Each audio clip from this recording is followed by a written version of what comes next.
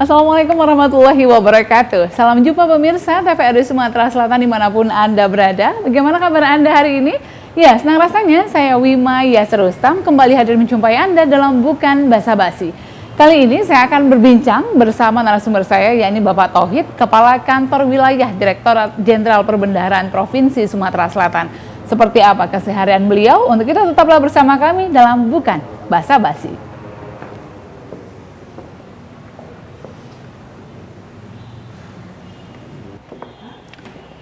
Assalamualaikum. Waalaikumsalam warahmatullahi wabarakatuh. Mbak Wima, apa kabar? Apa kabar Pak Tauhid? Alhamdulillah baik. Waduh, sibuk ini tampaknya ya Pak ya? Biasalah. Biasanya orang keuangan tuh kayaknya agak mencurigakan itu. Silakan. Wah, makasih banyak Pak. Aduh, akhirnya bisa main ke kantornya Bapak. Gimana nih? Kalau misalnya sore-sore seperti ini nih, kalau pagi, siang, sore, kemudian juga Bapak kan selaku katakanlah seseorang yang punya porsi yang begitu luar biasa nih di sini, capek nggak Pak? Ya biasalah itu. Kalau nggak capek, ya nggak jadi begini. Satu sebenarnya pertanyaan yang selalu saya pikirkan kalau berbicara bersama orang-orang keuangan ini, sebenarnya capek nggak sih Pak ngurusin keuangan negara terus? Iya. Capek ya Pak? Saya sih nggak pernah merasa capek ya. Kenapa? Karena saya nikmati dan saya memiliki rasa tanggung jawab gitu ya, bahwa ketika saya berada di sini ya kontrak saya seperti ini, saya akan memberikan yang terbaik. Apa ngomong-ngomong sudah berapa lama Pak terjun di, kalau sekarang sih DJPB ya Pak ya, sudah berapa lama Pak? Kalau dihitung dari awal saya masuk kerja mulai di kantor ya, setelah lulus itu Oktober 91.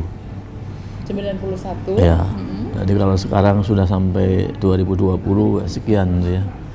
Nah, waktu itu saya diterima bekerja di Direktorat Jenderal Anggaran. Nah, kemudian tahun 2002 saya, karena waktu itu ada sedikit boleh dikatakan perjuangan yang mungkin jauh lebih melelahkan. Kenapa? Ya, saya waktu itu masuk dalam satuan yang sangat penting untuk berjuang menggulkan undang-undang bidang keuangan negara.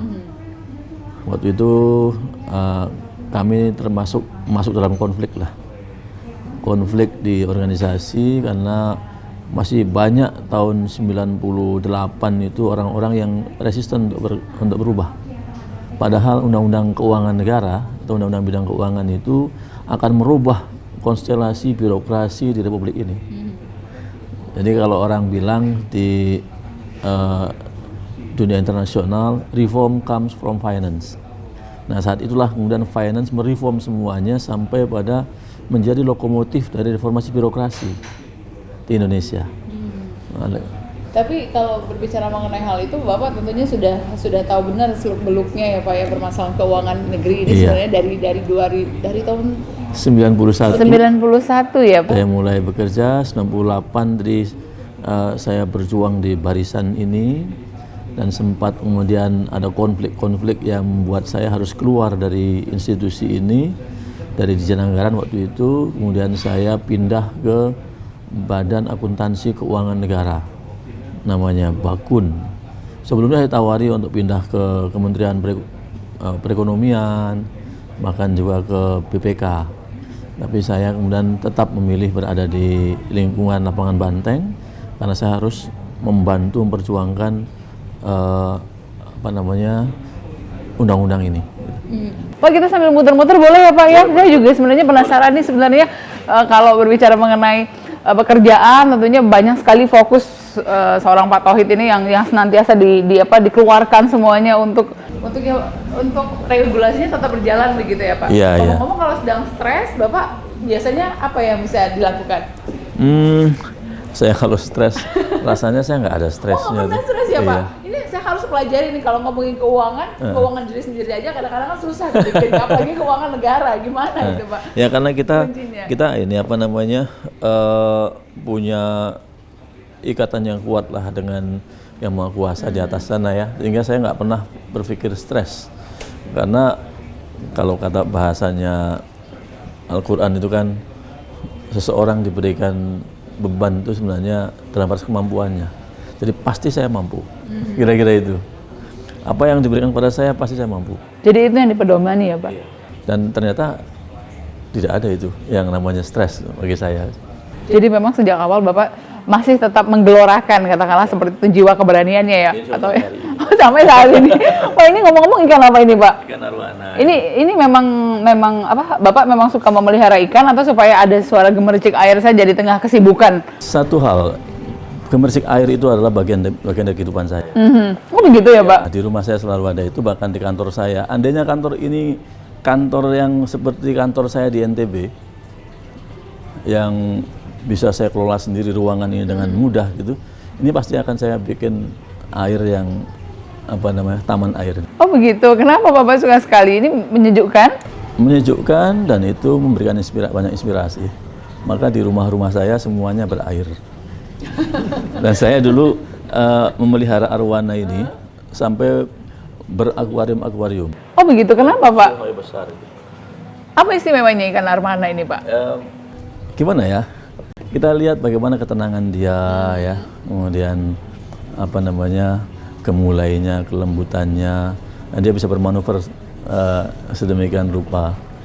Jadi saya banyak memelihara arwana pada waktu itu, tapi kemudian setelah saya tinggal sekolah waktu itu ke Scotland, kemudian arwana itu tinggal ada 2 kalau nggak salah di bawah sama paman saya, karena saya tinggal ini. Dari berapa sebelumnya?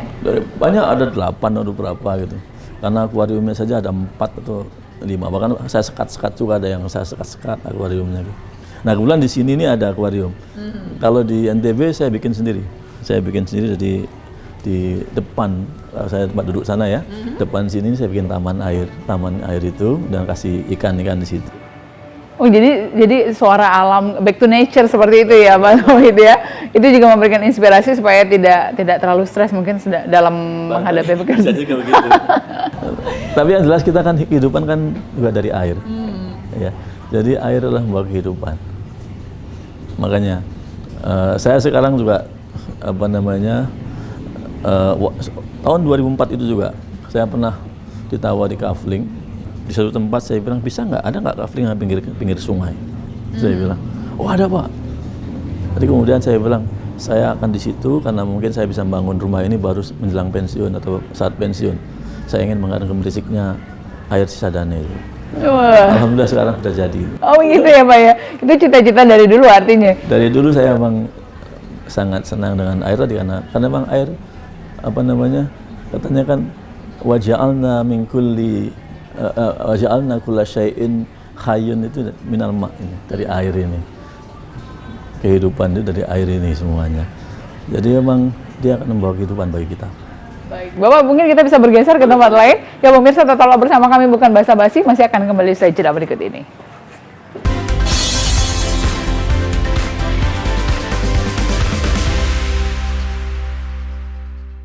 Nah ini proses bisnis untuk manajemen mutu di KPN.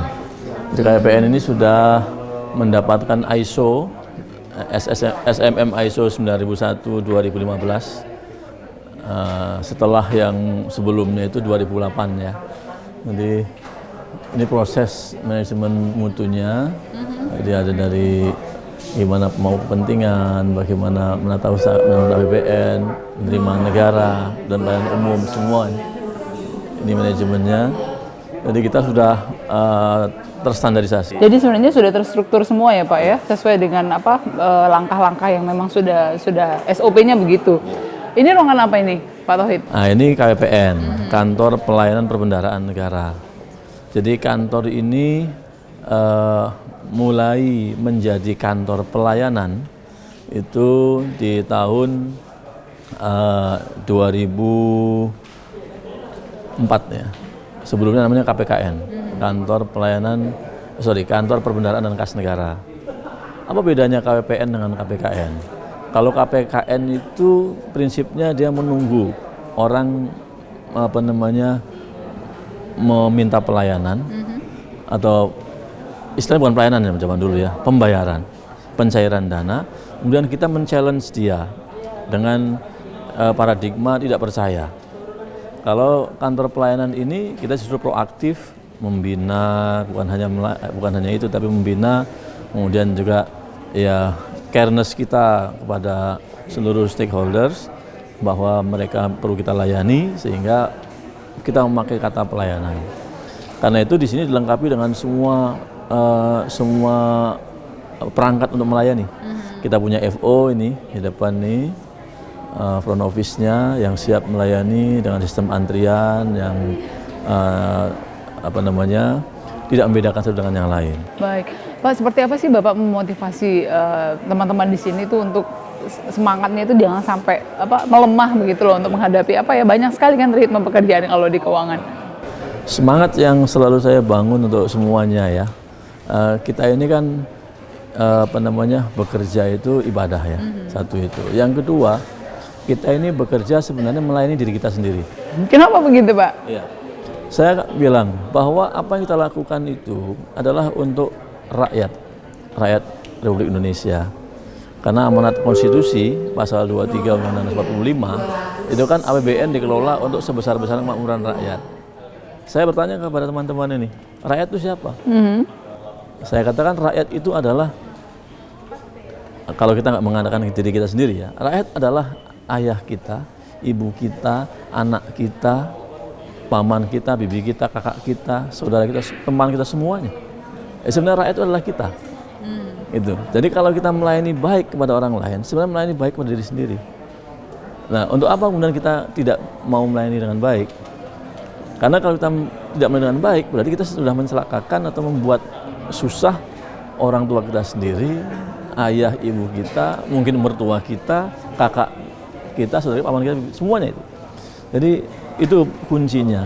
Kita motivasi terus, jadi supaya apa? Supaya bahwa kita merasa benar-benar tanggung jawabnya itu embedded di dalam diri kita, bahwa kita bekerja ini untuk diri kita sendiri, bukan orang lain. Kalau memang itu yang menjadi motivasi, tentunya teman-teman di sini bekerjanya lebih fokus begitu ya, atau itu ya.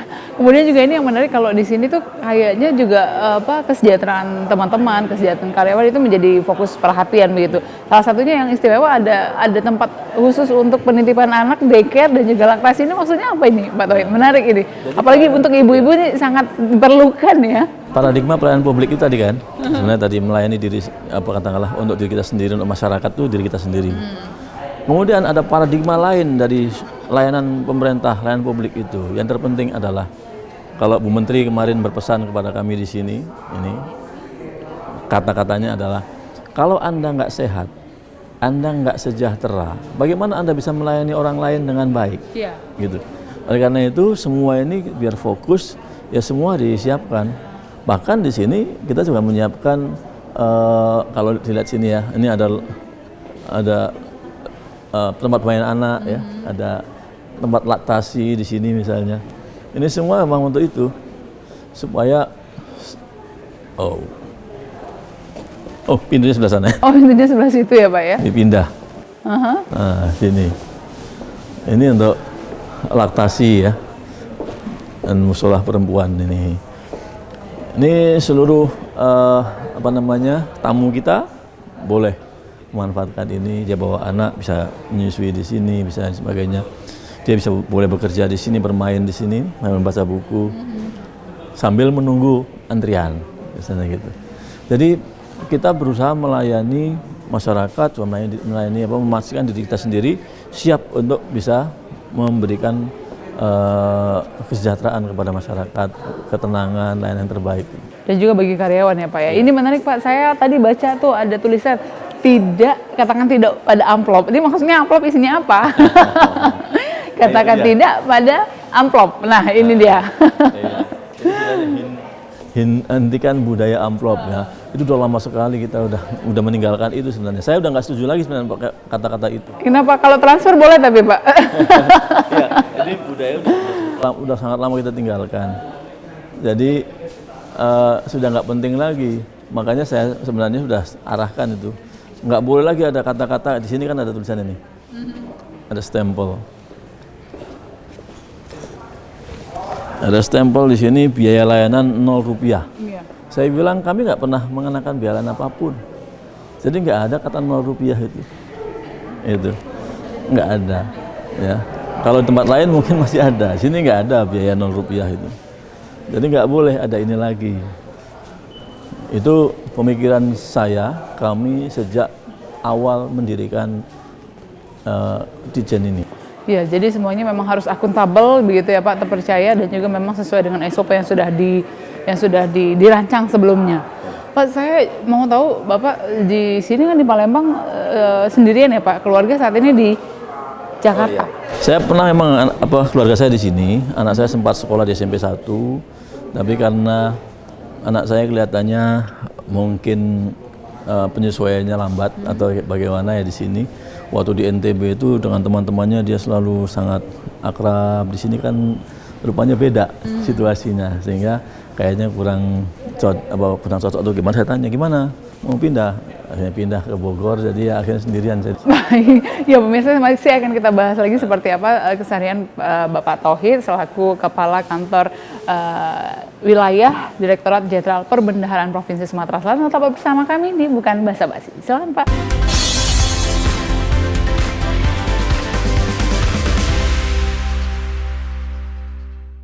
Pak, di sini ada juga tenis meja ya Pak ya? Iya, iya.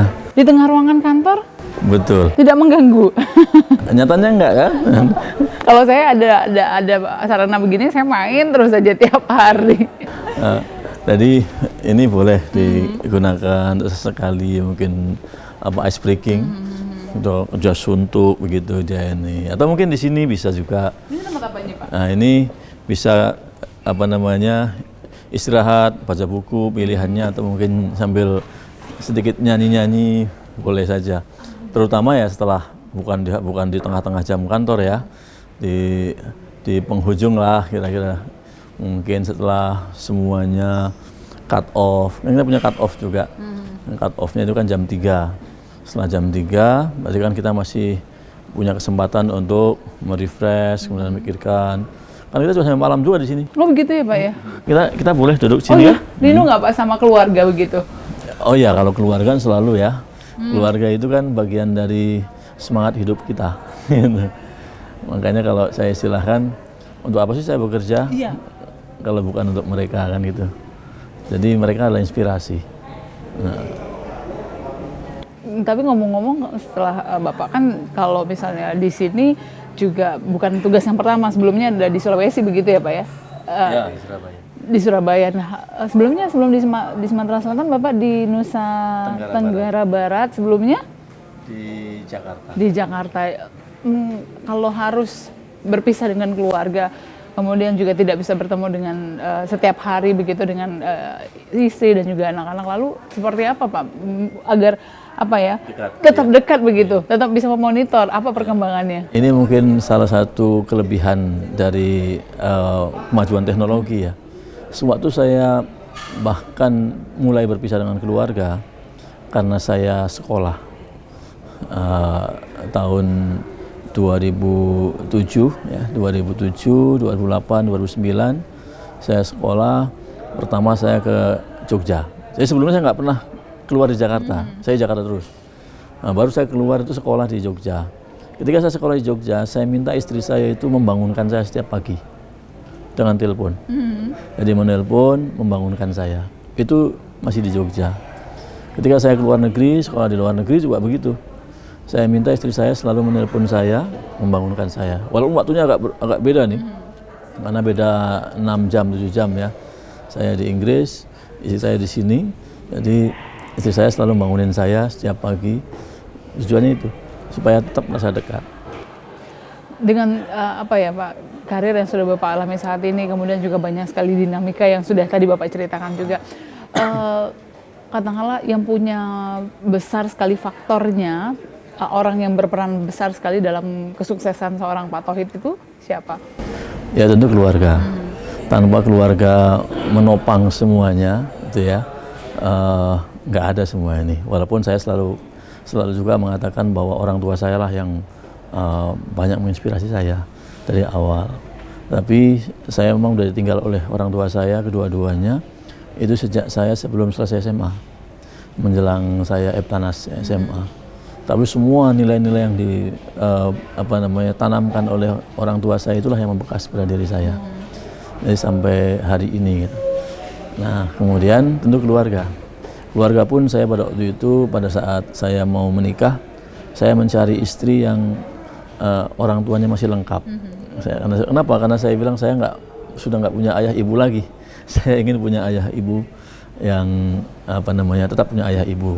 Jadi mencari istri juga yang lengkap ayah ibunya. Kenapa ya? Ingin dari keluarga itulah kita bisa berkembang kan. Kita bisa menghormati, menghargai, melayani orang tua. Tentu istri juga kita harus menyayangi mereka, anak-anak kita, dan kita punya semangat bekerja karena mereka kan. Kira-kira gitu. Saya ingat betul nasihat ayah saya. Pada waktu ayah saya masih kecil ya, masih di SD, SD tahun 81 ketika ayah saya minta izin mau menikah lagi setelah ibu kandung saya meninggal karena kecelakaan. Kata-kata yang paling teringat bagi saya adalah ayah mau menikah lagi ini supaya kehidupan ayah bernilai ibadah. Karena ketika kita nggak punya, katakanlah, istri gitu, maka ketika berangkat bekerja dan sebagainya itu niatnya apa? Tapi kalau punya keluarga di rumah semuanya, niatnya adalah untuk menafkahi keluarga. Nah, semangat itulah yang memompa saya. Baik, kita benar lagi Pak Tauhid. Kemudian termasuk ilmu agama itu yang Bapak dapatkan dari keluarga? Ilmu agama, ayah saya kebetulan tidak mengeluarkan saya dari rumah sebelum saya khatam Quran. Oh begitu ya Pak? Iya, jadi ada khatam Quran satu, kemudian saya khatam untuk Safinatun Najah, kemudian Sulam Taufik, kemudian Maulid Barzanji. Tiga ini, Barzanji dan Deba ya. 4 ini dari Al-Quran, kemudian Sulam Taufik, Safinatun Najah, dan Maulid Deba dan Barzanji. Sebelum itu selesai, tidak boleh keluar rumah. Nggak boleh ngaji di tempat lain, di dalam rumah. Jadi itu juga yang akhirnya Bapak tanamkan kepada anak-anak? Iya, tentu saja. Memang saya menyadari ya, karena saya berbeda zamannya dengan ayah saya. Jadi waktu itu saya menanamkan kepada istri saya. Istri saya setelah menikah, saya ajak selama seminggu keluar, dan saya ajarkan semua apa yang saya pelajari sebelumnya, walaupun nggak mungkin selama seminggu ya, tapi saya tunjukkan semua, saya bawa kitab-kitab semua ke tempat itu. Saya ajari bagaimana kehidupan saya waktu itu, dan dia harus menjadi bagian dari keluarga saya seperti itu. Baik, satu kata kunci mungkin terakhir Pak, yang menjadi motivasi Bapak dalam menjalani kehidupan ini apa? Ibadah. Jadi dengan ibadahlah akhirnya Bapak bisa bisa kuat begitu ya Pak ya, bisa siap menerpa apapun yang dihadapi, baik itu dalam pekerjaan maupun juga di luar pekerjaan. Ibadah itu semangat juang yang yang diwariskan oleh, kalau secara umum itu idola saya adalah Umar bin Khattab, Al-Faruq, mana bisa membedakan mana yang baik, mana yang buruk. Nah, kalau idola saya di sini adalah Pangeran Diponegoro kalau di Indonesia untuk nasionalisme. Jadi dua-duanya adalah pembangun semangat ibadah yang luar biasa. Baik, terima kasih sekali Pak Tauhid sudah berbagi bersama kami. Hari ini banyak sekali yang mungkin sudah menjadi sesuatu yang baru bagi kami, yang akhirnya bisa mungkin menginspirasi juga bagi pemirsa di rumah, seperti apa sih sebenarnya pandangan di luar pekerjaan juga tentang seorang Pak Tauhid selaku Kepala Kantor Wilayah Perbendaharaan Direktorat Jenderal Perbendaharaan Provinsi Sumatera Selatan. Terima kasih Pak Tauhid atas waktunya. Iya, terima kasih sekali ya pemirsa. Demikianlah Bukan Basa Basi kali ini. Sampai jumpa di Bukan Basa Basi episode selanjutnya. Saya Wima Yasrusam. Wassalamualaikum warahmatullahi wabarakatuh.